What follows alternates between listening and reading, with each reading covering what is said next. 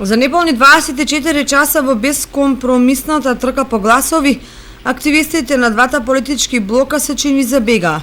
Имено телевизија Кочани прво доби покана од изборниот штаб на ВМРО ДПМН дека во 11 часот ќе извршат порибување на езерото Градче. Неколку часа подоцна покана за медиумско покривање на ново порибување стигна и од претседателот на Сдруженијето Кочански рибар Димитар Димитров, кој порибувањето го закажа за 10. Да е случајно ќе е во ред, ами граѓаните и рибарите знаат дека покрај на риба околу Градче се повеќе мириса и на политика.